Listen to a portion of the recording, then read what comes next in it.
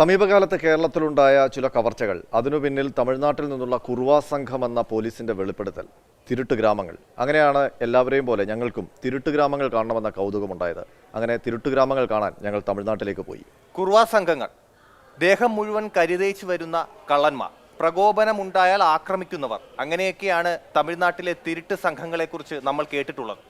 തമിഴ്നാട്ടിൽ ഒരുപാട് തിരുട്ട് ഗ്രാമങ്ങളുണ്ട്, കൊള്ളക്കാരുടെ ഗ്യാങ്ങുകളുണ്ട്. അതിൽ ഇന്ത്യ ഒട്ടാകെ കുപ്രസിദ്ധി ആർജിച്ച രാംജി നഗർ ഗ്യാങ്ങിനെ കാണാനാണ് ഞങ്ങൾ തീരുമാനിച്ചത്. അങ്ങനെ തിരുച്ചിറപ്പള്ളിയിലെ രാംജി നഗർ കൊള്ളസങ്കേതത്തിലേക്ക് ഞങ്ങൾ പോയി. ആ യാത്രയൊന്ന് കാണാം. സഹ്യപർവ്വതത്തിന്റെ മലമടക്കുകൾ താണ്ടി കേരളത്തിലേക്ക് എത്തുന്ന കുറുവാ സംഘം, മലയാളികളുടെ രാത്രികളെ ഭീതിപ്പെടുത്തുന്ന കൊള്ളസംഘം. ആ കൊള്ളസംഘത്തിന്റെ തട്ടകത്തിലേക്കാണ് നമ്മൾ പോകുന്നത്, അങ്ങ് തമിഴ്നാട്ടിൽ തിരുട്ട് ഗ്രാമങ്ങളിലേക്ക്. എന്നോടൊപ്പം TS ഹരികൃഷ്ണ കൂടിയുണ്ട്. ഹരി, ഈ തിരുട്ട് ഗ്രാമത്തിലേക്ക് പോകാൻ പേടിയുണ്ടോ? പിന്നെ പേടിയില്ലായിരിക്കും കേട്ടോ, പക്ഷെ നമുക്ക് പോകണം. എന്താണ് അവരുടെ പരിപാടി നമുക്കൊന്ന് അറിയണ്ടേ. തിരുട്ട് ഗ്രാമം എന്നൊക്കെ കേൾക്കുമ്പോൾ വലിയ ഭയമാണ്. അപ്പോൾ ഈ തിരുട്ട് ഗ്രാമത്തിൽ കുറുവാ സംഘങ്ങളുടെ ജീവിതം എങ്ങനെയാണ്, അവരെന്തുകൊണ്ടാണ് ഈ കുലത്തൊഴിലായിട്ട് മോഷണം നടത്തുന്നതെന്നൊക്കെ അറിയണ്ടേ? അറിയണം, ഉറപ്പായിട്ടും. അപ്പോൾ നമുക്ക് തമിഴ്നാട്ടിലേക്ക് പോകാം.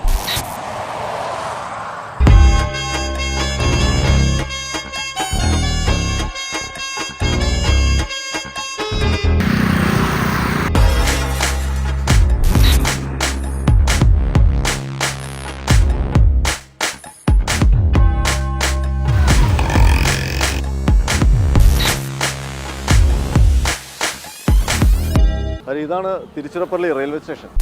ഇവിടെ നിന്ന് നമ്മൾ പോകാൻ പോകുന്ന രാംജി നഗറിലേക്ക് കുറച്ച് ദൂരമേ ഉള്ളൂ. അനന്തേട്ടാ, ഈ റെയിൽവേ സ്റ്റേഷനും ഇവർ താമസിക്കുന്ന ഇടമൊക്കെ തമ്മിൽ വളരെ കുറച്ച് ദൂരമല്ലേ ഉള്ളൂ. ഇവര് എന്തെങ്കിലുമൊക്കെ പ്രശ്നം വന്നാൽ ട്രെയിനിൽ കയറി പോകാൻ പറ്റുമല്ലേ? ഇവര് ഇന്ത്യയുടെ പല ഭാഗങ്ങളിലേക്കും വടക്കേ ഇന്ത്യ അടക്കം ഉള്ള സ്ഥലങ്ങളിലേക്കാണ് ഇവർ പോകുന്നത്. അതെ അതെ. അപ്പോൾ അവർക്ക് പെട്ടെന്ന് റെയിൽവേ സ്റ്റേഷനിലേക്ക് എത്താവുന്ന ദൂരത്ത് തന്നെയാണ് ഇവരുടെ ഈ ഗ്രാമം ഉള്ളത്. ജഗേ, ഇതിപ്പോൾ നമ്മൾ അവിടെ എത്തുമ്പോൾ എന്തെങ്കിലും പ്രശ്നം ഉണ്ടാവും? നമുക്ക് അവിടെ കയറാൻ പറ്റുമோ? அங்கே ராம்ஜி நகர் அப்படின்னாவே பயங்கரமான ஏரியா, அதுக்குள்ளே யாரும் போக முடியாது. தெரியாதவங்க யாராச்சும் உள்ளே போயிட்டாங்கன்னா அவ்வளோதான், அவங்கள உட்கார வச்சுருவாங்க. விடுவாங்க, பட் இருந்தாலும் சில விஷயங்கள் நோட் பண்ணுவாங்க, நம்மளை என்ன பேசுகிறாங்க, எதுக்கு பேசுகிறாங்க, ஏன் வந்திருக்காங்க அப்படின்னு. கட்டாயம் நம்ம நிருபர்னு போக முடியாது. அங்கே முக்கால்வாசி அந்த போலீஸ் போரே பயப்படுவாங்க, அந்த இடத்துக்கு போலீஸ் பயப்படுவாங்க. നമ്മളിപ്പോൾ കൊണ്ടുപോകാന്ന് പറഞ്ഞ ആൾ അവിടെ ഉണ്ടല്ലോ, അപ്പോൾ അവർ കുഴപ്പമൊന്നുമില്ലല്ലോ അല്ലേ? അതൊന്നും കുഴപ്പമൊന്നും கிடையாது. ഒന്നും சொல்ல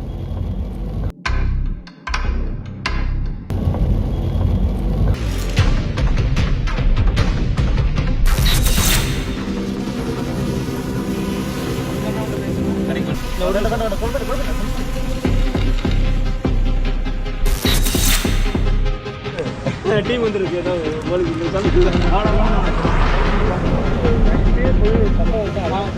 തമിഴ്നാട്ടിലെ ഏറ്റവും വലിയ തിരുട്ട് ഗ്രാമമായ രാംജി നഗറിൻ്റെ സമീപത്താണ് നമ്മൾ നിൽക്കുന്നത്.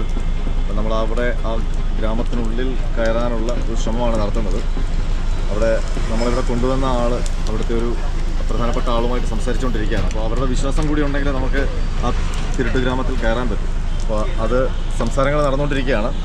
നമുക്കവിടെ കയറാൻ പറ്റും എന്നാണ് പ്രതീക്ഷിക്കുന്നത്. ഹരികൃഷ്ണൻ ഇപ്പോൾ അവരുമായിട്ട് സംസാരിക്കുന്നുണ്ട്.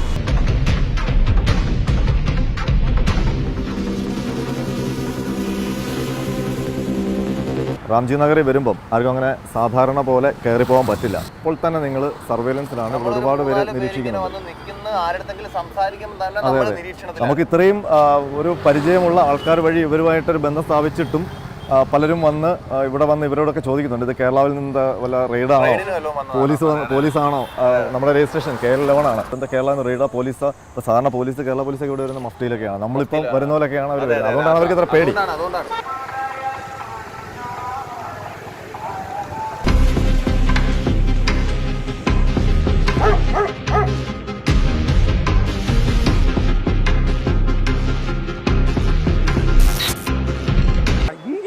கேரளா போலீஸ் அது நம்ம கடைக்கிட்ட நிற்கிது அப்படின்ட்டு ரிட்டன் திரும்பி போனேன். கேரளாவிலேருந்து ஆளு வர்றதா கலியமூர்த்தி சொன்னாப்லையே, ஒரு வேளை அதுவாக இருக்கும். அதை பார்த்தா கேரளா போலீஸ் இங்கே வரும், திருவனந்தபுரத்துலேருந்து வரும், பாலக்காட்டிலேருந்து வரும், அப்புறமேட்டா நம்ம எல்லா ஊர்லேயும் வரும். இந்த பையன்லாம் படித்த பையனுங்க, இதுக்கு முன்னாடி வல்லடை போய்கிட்டு இருந்த பையன் தான். അത് ഇത് 25 വർഷം ഈ ജോലി, ഈ തിരുട്ട് ജോലി ചെയ്ത ആളാണ്.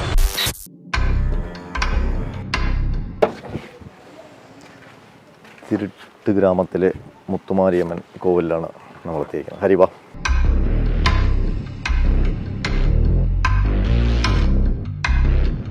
മോഷണമായാലും അവർ ഏത് ജോലിക്ക് പോയാലും അമ്പലത്തിൽ പോയി അനുവാദം വാങ്ങിയതിന് ശേഷം മാത്രമേ അവർ പോകാറുള്ളൂ.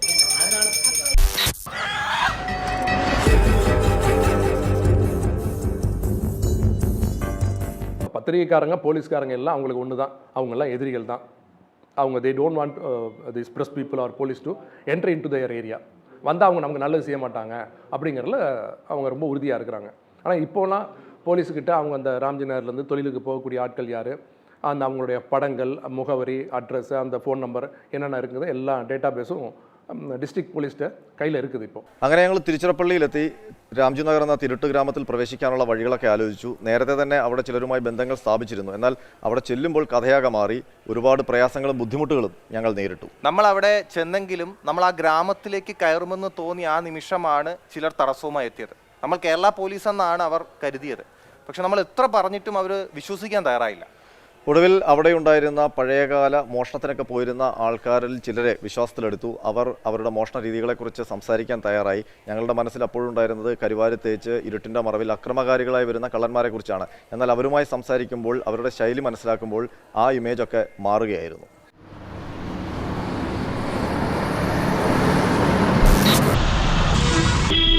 ഞങ്ങൾ തിരുച്ചിറപ്പള്ളിയിലെത്തുമ്പോൾ രാംജി നഗറിൽ പ്രവേശിക്കാനുള്ള മാർഗമാണ് ആദ്യം അന്വേഷിച്ചത്. യാത്ര പുറപ്പെടും മുൻപ് ചിലരുമായി ബന്ധം സ്ഥാപിച്ചിരുന്നു.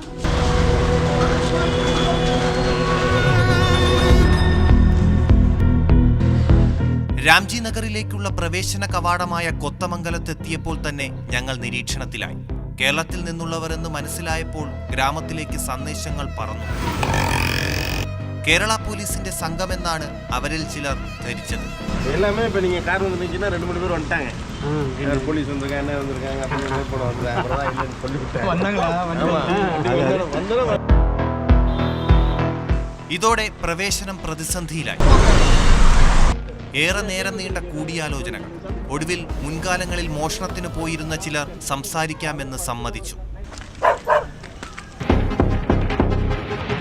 21-ാം വയസ്സിൽ കുലത്തൊഴിലായ മോഷണത്തിനിറങ്ങിയതാണ് ചന്ദ്രശേഖർ. മോഷണത്തിനിറങ്ങുമ്പോൾ ചന്ദ്രശേഖർ പിന്തുടർന്നത് അമ്മയുടെ ഉപദേശം. இல்லாதப்பட்டவன்கிட்ட திருட போகிறது கிடையாது, இருக்கப்பட்டவன்கிட்ட மட்டும்தான் எடுக்க போற நீ. ആദ്യത്തെ കളവിൽ കിട്ടിയ പണം ചന്ദ്രശേഖർ ചെലവഴിച്ചത് ഓട്ടോ വാങ്ങാനാണ്. പക്ഷേ മോഷണത്തിൽ രാശിയുള്ളവനെന്ന് ക്യാപ്റ്റൻ പറഞ്ഞപ്പോൾ വീണ്ടും കളവിനിറങ്ങി. என்னோட குருநாதர் அவரு இல்லை பரவாயில்ல வா, நீ ராசியாக இருக்க வா அப்படின்னு கூப்பிட்டாரு. இல்லை இல்லை எனக்கு இந்த தொழில் வேணாம். என்னடா அது, ஒரு பப்ளிக்கில் அடி வாங்கலை, ஒரு போலீஸ்கிட்ட அடி வாங்கலை, ஒரு துரத்துப்படலை, எதுவுமே இல்லாமல் நீ வந்து திருந்தி போகிறேன்னா என்னடா இது, நீ வந்த ஆளே ஆச்சு, நீ வந்து எடுத்தீங்கன்னா பணம் இருக்குது. തിരുട്ട് ജോലിക്ക് പോകുമ്പോൾ ഏതാവത് പ്രശ്നം ഇരിക്കാം, പിടിക്കുകയോ പോലീസ് പിടിക്കുകയൊക്കെ ചെയ്തിരിക്കാം.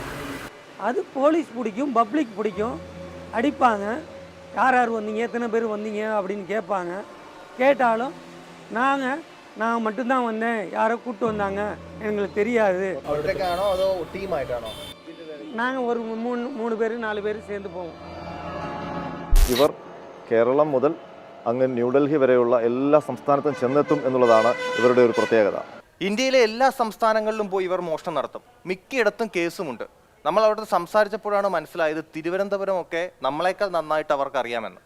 ഞങ്ങൾ ചെല്ലുന്ന ദിവസം തന്നെ ഒരു സംഭവമുണ്ടായി. ആ ദിവസം ചെന്നൈയിൽ നിന്ന് പോലീസുകാർ ഈ രാംജി നഗറിലെ കള്ളന്മാരെ തേടിയെത്തിയിരുന്നു. അതിന് കാരണം ഒരാഴ്ച മുമ്പ് ചെന്നൈയിലെ ഒരു റിട്ടയർഡ് IAS ഉദ്യോഗസ്ഥൻ്റെ ചെറുമകൻ്റെ വിവാഹത്തിന് സൂക്ഷിച്ചിരുന്ന 30 ലക്ഷത്തോളം വരുന്ന സ്വർണം കവർ ചെയ്യപ്പെട്ടു.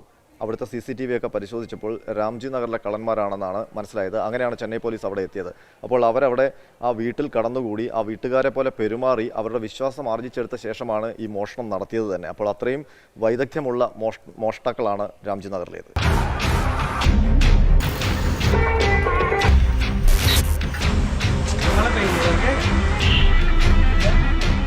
നൂറ്റാണ്ടുകൾ നീണ്ട തസ്കര പരമ്പരയിലെ കണ്ണികളാണ് ഇപ്പോൾ രാംജി നഗറിലുള്ളത്.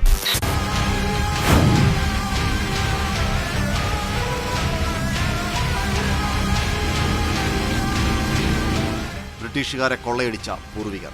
ബ്രിട്ടീഷുകാരുടെ പണപ്പെട്ടികൾ ട്രെയിനിൽ നിന്ന് കൊള്ളയടിച്ചാണ് തുടക്കം. അങ്ങനെ കവർച്ച കുലത്തൊഴിലായി. பிரிட்டிஷ்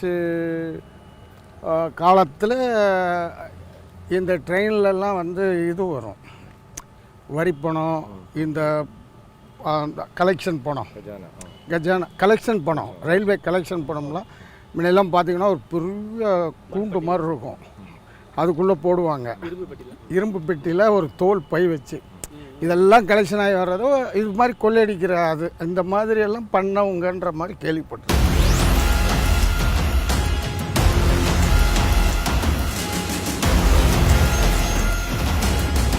രാംജിനഗർ തിരുട്ട് ഗ്രാമത്തിന് തനത് ശൈലിയുണ്ട്.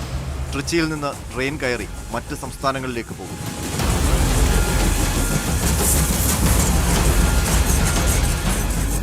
മൂന്ന് മാസം മുതൽ 6 മാസം വരെ നീളുന്ന മോഷണയാത്രയാണ് ഇവരുടേത്. അതിനിടയിൽ ഇവർ എവിടെയും തങ്ങിയേക്കാം.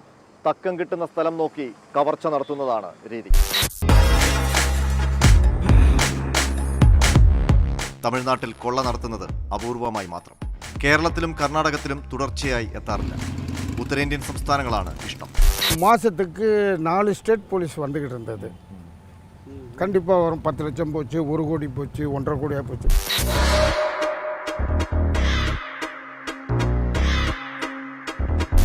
പത്തും 15ഉം പേരടങ്ങുന്ന കുറുവാ സംഘങ്ങളായിട്ടാണ് ഇവരുടെ യാത്ര. തൃച്ചി റെയിൽവേ സ്റ്റേഷനിൽ നിന്ന് ട്രെയിൻ കയറി കേരളം മുതൽ ഡൽഹി വരെ ഏത് സംസ്ഥാനത്തും ഇവർ ചെന്നെത്തും.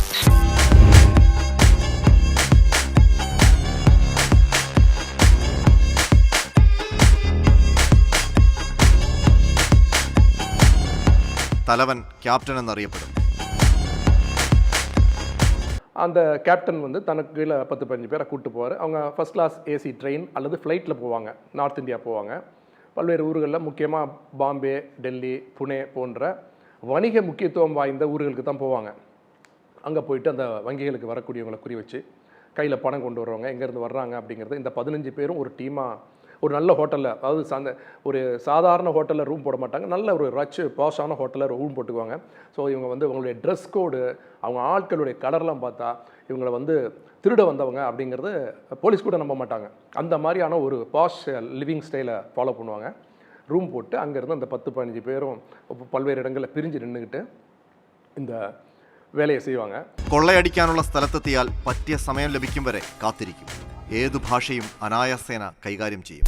മോഷണം നടത്താൻ പല രൂപത്തിലാണ് ഇവരെത്തുന്ന സ്ഥലത്ത് അവതരിക്കുന്നത്. ആക്രി കച്ചവടക്കാരനായിട്ടെത്താം, കമ്പിളിപ്പുതപ്പ് കച്ചവടക്കാരനായിട്ടും പാത്രക്കച്ചവടക്കാരനായിട്ടും ഇവരെത്തുന്നു.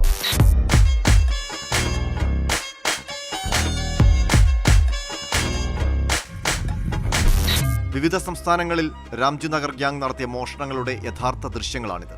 പോലീസ് ശേഖരിച്ച പല കാലങ്ങളിലെ CCTV ദൃശ്യങ്ങൾ.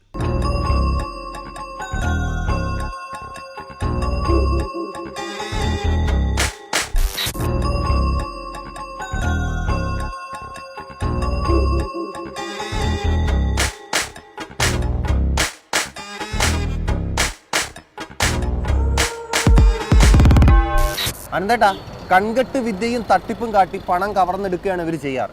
അഹിംസ കൊള്ളക്കാരെന്നാണ് തിരുച്ചിറപ്പള്ളി രാംജിനഗറിലെ തസ്കര വീരന്മാർ അറിയപ്പെടുന്നത്. കാരണം അവർ ഒരായുധവും മോഷണത്തിനായി കൊണ്ടുപോകില്ല. അവർ പറയുന്നത് അവർ ഒരു വീടും കുത്തി തുറന്നകത്ത് കയറില്ല എന്നുള്ളതാണ്. അവർ ബാങ്കുകളിൽ നിന്ന് പണമായിട്ട് വരുന്നവരെയും മറ്റ് സ്ഥാപനങ്ങളിൽ നിന്ന് പണമായിട്ട് വരുന്നവരെയൊക്കെ ലക്ഷ്യമിടുന്നുവെന്നാണ് അവരുടെ ശൈലിയെപ്പറ്റി അവർ പറയുന്നത്.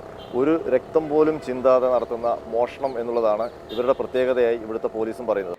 சட்டங்களும் என்ன சொல்லுதுன்னா, கத்தியால் ஒருத்தரை ஒரு சின்னதாக காயப்படுத்தி பணத்தை பிடுங்கினா அதுக்கு தண்டனை உண்டு. ஆனால் இந்த மாதிரி யாரையும் காயப்படுத்தாமல் இந்த பணத்தை மட்டும் கைப்பற்றி கொண்டு போகிறதுக்கு தண்டனை குறைவாக இருக்குது. அப்படிப்பட்ட சட்டங்களில் இருக்கக்கூடிய ஓட்டைகளை இவங்க பயன்படுத்திக்கிறாங்க.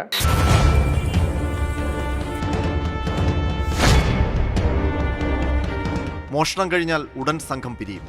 മോഷണം മുതൽ പണമെങ്കിൽ നേരിട്ട് ട്രിച്ചിയിലെത്തിക്കും.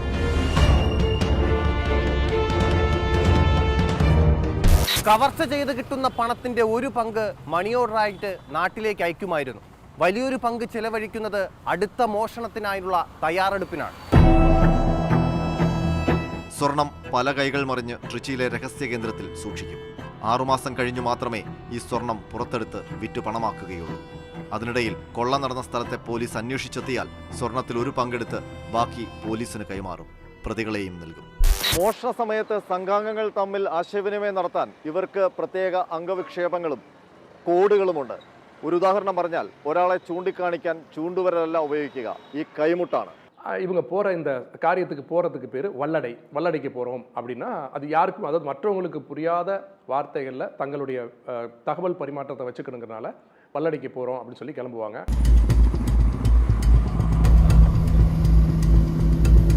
തിരുട്ട് ഗ്രാമത്തിലെ വീടുകളിലുള്ള ടെറസുകളിലാകും പുരുഷന്മാർ ഉറങ്ങുന്നത്. വീടുകൾക്ക് 2 കോണികളും ഉണ്ടാകും. டெல்லியிலிருந்து ராம்ஜி நகரை தேடி அவங்க வந்தாலும் உள்ளூர் போலீஸை நம்பி தகவல் சொல்ல முடியாது. அதுக்கு உள்ளூர் போலீஸ் ஒருவேளை இவங்களோட துணையாக இருப்பாங்களோ, they may be hand in glove with this people அப்படிங்கிற மாதிரியான ஒரு சிந்தனையில் உள்ளூர் போலீஸுக்கு தகவல் சொல்லாமல் சமயத்தில் போயிடுவாங்க. போய் ஊருக்குள்ளே போயிட்டாங்கன்னா அந்த ஊரில் இருக்கக்கூடிய ஆண்கள் வந்து உடனே எஸ்கேப் ஆயிடுவாங்க. பெண்கள் எல்லாரும் ஒன்றா சேர்ந்து இந்த போலீஸை ஓட விரட்டி அடிப்பாங்க. രാംജി നഗർ കള്ളന്മാർക്ക് അവരുടേതായ ചില ട്രിക്കുകളും കൺകെട്ട് വിദ്യകളും ഒക്കെയുണ്ട്. ഞങ്ങളവിടെ ചെന്നപ്പോൾ പരിചയപ്പെട്ട മുൻപ് മോഷണത്തിന് പോയിരുന്ന ചന്ദ്രശേഖരൻ എന്ന് പറയുന്നയാൾ, അയാൾ മോഷണം നടത്തിയിരുന്ന ശൈലി എങ്ങനെയാണെന്ന് ഞങ്ങളോട് വിശദീകരിച്ചു. അനന്തേട്ടൻ്റെ കയ്യിൽ നിന്ന് പണം വാങ്ങിയിട്ടാണ് ആ മോഷണ രീതി ചന്ദ്രശേഖരൻ വിശദീകരിച്ചത്. இங்கே இருங்க, இங்கே ஒரு நோட்டு, இங்கே ஒரு நோட்டு, இங்கே ஒரு நோட்டு கிடக்கும். இது உங்களோட பேக்கு, இது உங்களோட பேக். இந்த பேக்கை எடுத்துகிட்டு வந்து வண்டியில் வைக்கிறீங்க, வண்டியில் வச்சிட்றீங்க. வச்ச கையோட இந்த வண்டியில் வச்சிட்றீங்க, வச்சுட்டு வண்டியை ஸ்டார்ட் பண்ணுறீங்க. எக்ஸ்கியூஸ் மீ சார் அப்படின்னு சொல்கிறோம். சொன்னோடனே நீங்கள் என்ன பண்ணுறீங்க? எஸ் எஸ் அப்படின்னோடனே அப்பா பைசாக்கு நீச்சே கரியா அப்படின்னோடனே நீங்கள் என்ன பண்ணுவீங்க? இதை விட்டுருவீங்க. எதை விட்டுருவீங்க? 1 லட்ச ரூபாய் இதில் இருக்கும். இந்த 1 லட்ச ரூபாயை விட்டுட்டு என் காசு தான், என்ன செய்யுங்க, என் காசு தான் அப்படின்னா இன்னொரு ஆள் வரும், சார் இங்கே காசு, என் காசு தான் அப்படின்னு சொல்லி இப்படி எடுத்துக்கிட்டு போய்கிட்டு இருக்கோம். அவங்க எங்கள் காசுக்கு ஆசைப்படுவாங்க. இந்த 13 நோட்டு கீழே கிடக்கு பாருங்க, இப்படிங்க இந்த காசுக்கு அவங்க ஆசைப்படுவாங்க. இந்த 1 லட்ச ரூபா அங்கிட்டு இருந்து பையன் எடுத்துகிட்டு போய்கிட்டே இருப்பான். One interesting incident is there. Multinational company, ஒரு பெரிய software company, Microsoft, I think is Microsoft. அந்த நிறுவனத்தினுடைய தலைவர் அப்போது இருந்த சிஎம் ஜெயலலிதாவுக்கு அந்த சுனாமிக்கு ஒரு நன்கொடை கொடுக்க போகிறாரு. நன்கொடை கொடுக்க போகும்போது அவங்கள்ட்ட கொடுத்துட்டு இந்த மாதிரிமா சொல்லிட்டு பேசிகிட்டு இருக்க ஒரு கேஷுவல் ஒரு கேஷுவல் டிஸ்கஷனில் என்ன பண்ணார், பெரிய பல்க் அமௌண்ட்டை கொடுத்துட்டு ஒரு கேஷுவல் டிஸ்கஷனில் என்ன சொல்கிறாரு, நான் வந்து பாம்பேயில் எனக்கு ஒரு சின்ன இன்சிடென்ட் ஆகிப்போச்சு, என்னோடய சூட்கேஸ் ப்ரீஃப் கேஸை கார்லேருந்து திருட்டிட்டு போயிட்டாங்க. வேணா என்கொயர்டு, அது வந்து உங்கள் தமிழ்நாட்டில் திருச்சியில் இருக்கிற ராம்ஜி நகர் ஆட்கள் தான் அதை எடுத்துகிட்டு போயிட்டாங்கன்னு சொன்னாங்க. அதில் ஒரு லேப்டாப் போச்சு, ஓகே, டாலர்ஸ் போச்சு, okay, but my green card and other valid documents are there. If your self madam can give it back, recover it and give it back, I will be much thankful to. அவங்க she want to be a show off lady, prideful lady. அவங்கள்ட்ட போய் உன் ஊரில் ஒரு திருடன் என் பொட்டியை திருடிட்டான்னு சொன்னது, அதுவும் போல பெரிய ஒரு மல்டிநேஷ்னல் கம்பெனியோட ஹெட் வந்து சொன்னது வந்து she got wild like anything. போட்டு போலீஸை போட்டு அலசி எடுத்து வாங்கிட்டாங்க. அந்த க்ரீன் கார்டு, அந்த so called documents, everything is returned back. அதுக்கு பிறகு she posted sent American and SP and she wanted a clearing operation for that. അത് ഒരു കോമ്പിങ് ഓപ്പറേഷൻ പോട്ട് നിറയെ പേരെ തൂക്കി അപ്പപ്പോൾ ഇതുമാതിരി ഒരു വിഷയം നടക്കും. രാംജി നഗറിൽ പിന്നീട് ഞങ്ങളുടെ ലക്ഷ്യം ഈ കള്ളന്മാർ മോഷണത്തിന് പോകുമ്പോൾ അനുമതി തേടുന്ന ഒരു ക്ഷേത്രമുണ്ട്, ആ ക്ഷേത്രത്തിൽ പോവുക എന്നുള്ളതായിരുന്നു. വലിയ പ്രയാസമായിരുന്നു അവിടെ പോകാനുള്ള അനുമതി കിട്ടാൻ. പിന്നീട് ഗ്രാമമുഖ്യനുമായി സംസാരിച്ചാണ് ഒടുവിലെല്ലാം ശരിയാക്കിയത്. ഞങ്ങൾ അങ്ങോട്ട് പോകുന്ന വഴി കണ്ടപ്പോൾ തന്നെ ഞങ്ങളുടെ കിളി പോയി. നമുക്ക് ഒപ്പം ഉണ്ടായിരുന്ന എല്ലാവരും നല്ല ടെൻഷനായിരുന്നു. ആരെങ്കിലും എതിർപ്പുമായിട്ട് വരികയാണെങ്കിൽ ആ ഗ്രാമത്തിൽ നിന്ന് പുറത്തിറങ്ങുക അത്ര എളുപ്പമായിരുന്നില്ല. ഏതായാലും ദക്ഷിണേന്ത്യയിലെ ഏറ്റവും വലിയ തിരുട്ട് ഗ്രാമമായ തിരുച്ചിറപ്പള്ളിയിലെ രാംജി നഗറിൽ എത്തി അവിടുത്തെ കാര്യങ്ങൾ കണ്ടു മനസ്സിലാക്കി. ഒരുപാട് മാറ്റങ്ങൾ അവിടെ സംഭവിക്കുന്നുണ്ട്. മുൻകാലത്തെ പോലല്ല, പലരും പുതിയ തലമുറയിലുള്ളവരൊക്കെ ഈ മോഷണ ജോലിയിൽ നിന്ന് പിന്മാറുന്നുണ്ട്, വിദ്യാഭ്യാസം നേടുന്നുണ്ട്. അതൊക്കെ വലിയ നല്ല കാര്യമാണ്. இப்படி கிளம்பி போகும்போது ஊர் மத்தியில் இருக்கக்கூடிய தங்களுடைய குலதெய்வமாக அவங்க கும்பிட்ற சாமிக்கு போயிட்டு பெரிய விருந்தெல்லாம் வச்சு நல்லபடியாக படையெல்லாம் போட்டு சாமியை கும்பிட்டு விருந்தெல்லாம் வச்சுட்டு அப்புறம் தான் கிளம்புவாங்க. கிளம்பி போகும்போது எதிரில் மங்களகரமாக ஆடை உடுத்திய பூ வச்ச சுமங்கலி பெண்கள் எதிரில் வர்ற மாதிரி அவங்கள இவங்க பார்த்து போகிற மாதிரி தான் கிளம்பி போவாங்க. ஒரு போலீஸ்காரரை கண்டாலோ இல்லை இந்த மாதிரியான பூனைகள் குறுக்க போகுது, இந்த மாதிரியான சகுனங்களை ரொம்ப பார்ப்பாங்க. அந்த மாதிரி ஏதாவது ஒரு காட்சியை பார்த்துட்டா அந்த பயணத்தை எவ்வளவு திட்டமிட்டு எவ்வளவு செலவு பண்ணி கிளம்பியிருந்தாலும் உடனே அதை அப்ரப்டாக கேன்சல் பண்ணிட்டு திரும்பி வந்துடுவாங்க. சாமிகிட்ட கேட்பாங்க, இந்த மாதிரி ஏதாவது போட்டு இது கூட பூ மாதிரி போட்டு கேட்பாங்க. சாமி வெள்ளை கொடுத்தா கிளம்பலாம், அல்லது சிவப்பு கொடுத்தா, அது மாதிரி பொதுவாக மனநிறைவு இல்லாதப்போ தான் அதை அங்கே போவாங்க. மனநிறைவாக கிளம்பிட்டாங்கன்னா போயிடுவாங்க. ஏத்தாப்பில் வரையில் நல்ல சகுனங்கள் போப்பாங்க.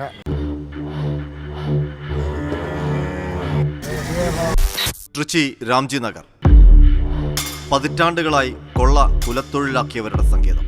കൊള്ള സംഘങ്ങൾക്ക് പ്രത്യേക ആചാരങ്ങളും വിശ്വാസങ്ങളും.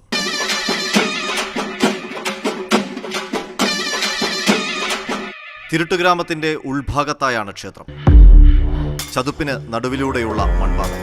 ഇവിടേക്ക് ഈ ഒരു വഴി മാത്രമേ ഉള്ളൂ. തിരുട്ട് സംഘങ്ങൾ ഓരോ കൊള്ളയ്ക്കായി പുറപ്പെടും മുമ്പ് ഈ ഗ്രാമക്ഷേത്രത്തിൽ വന്ന് പ്രാർത്ഥിച്ച് അനുമതി തേടും.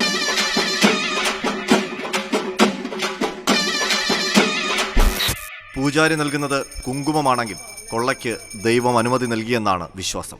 ഭസ്മമാണെങ്കിൽ അനുമതിയില്ല. പദ്ധതിയിട്ടത് എത്ര വലിയ കൊള്ളയ്ക്കാണെങ്കിലും ദൈവത്തിന്റെ അനുമതി ലഭിച്ചില്ലെങ്കിൽ അത് അവിടെ ഉപേക്ഷിക്കും. ഇതൊരു വിജനമായ അല്ലെങ്കിൽ അധികം വീടുകളൊന്നും ഇല്ലാത്തൊരു സ്ഥലത്താണ്. ഒരു പാറയുടെ സൈഡിലാണ് ഈ അമ്പലം ഇരിക്കുന്നത്. അപ്പോൾ ഇവിടെ വന്ന് അനുമതി, പിന്നെ ഇവിടുന്ന് ഓരോ ഇതിന് പോകുമ്പോഴും ശകുനങ്ങളൊക്കെ നോക്കാം. അങ്ങനെയും കൂടെ നല്ല സ്ത്രീ വേണം. അത് അതായത് വിത്തൗട്ട് ഹസ്ബൻഡ് ലേഡീസ് നോ.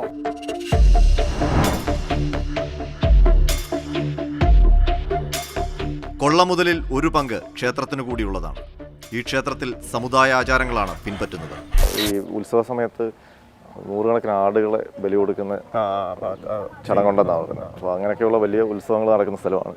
ഇതിൻ്റെ പിന്നിലാണ് ഈ ആടിനെ വെട്ടുന്ന സ്ഥലം.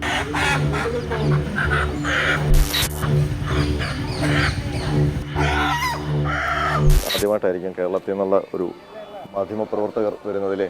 ഉറപ്പായിട്ടും. കാരണം കേരളത്തിൽ നിന്ന് ഇതുവരെ ആരും ഇങ്ങനൊരു ഗ്രാമത്തിൽ തന്നെ ആരും വന്നിട്ടില്ല, മാധ്യമപ്രവർത്തകർ ആരും വന്നിട്ടില്ല. ഇവിടെ നിന്നാണ് ഈ ക്ഷേത്രത്തിൽ നിന്നാണ്, ഈ ക്ഷേത്രനടയിൽ നിന്നാണ് ഈ പിന്നെ മോഷണം നടത്താൻ പോകണോ വേണ്ടോ എന്നൊക്കെയുള്ള ഉത്തരവ് അവർ തരുന്നത്. നമുക്കിവിടെ ഉച്ചത്തിൽ പറയാൻ പറ്റത്തില്ല. അടുത്ത് നിൽക്കുന്നവർ കേട്ട് കഴിഞ്ഞാൽ വലിയ പ്രശ്നമാവും. നമുക്കിവിടെ നിന്ന് പുറത്തിറങ്ങാൻ പറ്റത്തില്ല. எதுவாக இருந்தாலும் ஆனால் கோயிலில் போய் சாமி கும்பிடுவேன். சாமி கும்பிட்டு உத்தரவு கேட்பேன். இந்த தொழிலுக்கு நான் போகும்போது முத கிளம்பும்போது உத்தரவு கேட்டேன். உத்தரவு கொடுத்துச்சு, போனேன். இப்போது இந்த சிசிடிவி அப்புறம் ஆன்லைன் பரிவர்த்தனை இதெல்லாம் அதிகமாக வந்த பிறகு அவங்களும் தங்களுடைய இந்த தொழிலை விட்டுட்டு, போலீஸுடைய டார்ச்சர் ரொம்ப அதிகமாகுது அப்படிங்கிற சூழ்நிலையில் தொழிலை விட்டு மாறிட்டாங்க. எஸ்பி கலியமூர்த்தி சார் இருக்கும்போது அவங்களுக்கெல்லாம் நான் வந்து இந்த மாதிரி வேலைக்கு போகாதீங்க, உங்களுக்கு நான் லோன் தரேன், நல்லபடியாக மான மரியாதையோடு பிழைக்கிறதுக்கு வழியை பாருங்கள், ஜெயிலு வாழ்க்கை, ஜெயில் பெயில்னு இப்படி அலையாதீங்க அப்படிங்கிற மாதிரிலாம் எவ்வளோ முயற்சிகள் எடுத்தார். அவர் வாங்கி இவங்களுக்கு வந்து தொழில் செய்யுங்கன்னு சொல்லி கடன்லாம் வாங்கி கொடுத்தாரு.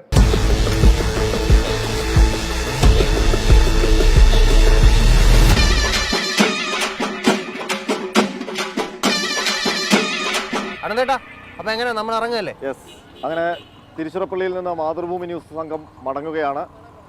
Biju സൂര്യയ്ക്കും അച്ചുവിനും TS ഹരികൃഷ്ണയ്ക്കും Nellai മുരുകനുമൊപ്പം R Ananthakrishnan.